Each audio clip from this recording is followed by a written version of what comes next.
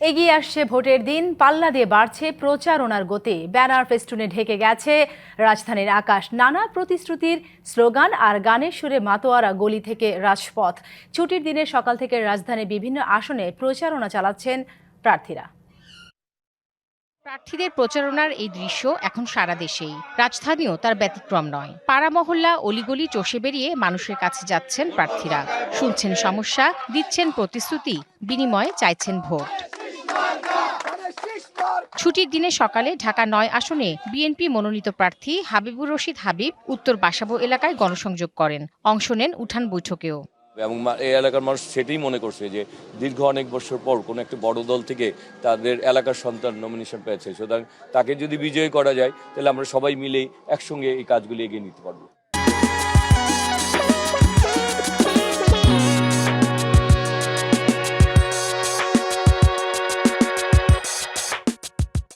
এদিকে ঢাকা ১১ আসনের বিএনপি মনোনীত প্রার্থী এম এ কাইয়ুম রাজধানীর ভাটারা বাড়িধারা এলাকায় তার কর্মী সমর্থকদের সঙ্গে বৈঠক করেছেন।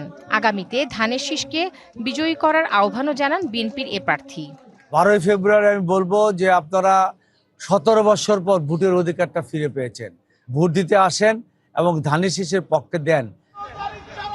দলীয় প্রার্থীদের পাশাপাশি স্বতন্ত্র প্রার্থীরাও ছুটছেন ভোটারদের কাছে। শুক্রবার সকাল থেকেই প্রচারণায় নামেন ঢাকা 12 আসনে স্বতন্ত্র প্রার্থী সাইফুল আলম নীরব। তেজগাঁওয়ে বিভিন্ন এলাকায় জনসংযোগ করেন। এলাকার জনগণ বিমান দেওয়ার কিছু নাই, আমাকে ইনশাল্লাহ এই মাটির সন্তান হিসেবে আগামী 12 তারিখ ফুটবল মাঠে ভোট দিয়ে ইনশাল্লাহ আমাকে জয়। প্রার্থীদের সাথে সাথে ভোটাররাও মেলাচ্ছেন নানা সমীকরণ। সব মিলিয়ে দেশ জুড়ে চলছে নির্বাচনের ক্ষণগণনা। Tahsina Jesy, DBC news, Dhaka.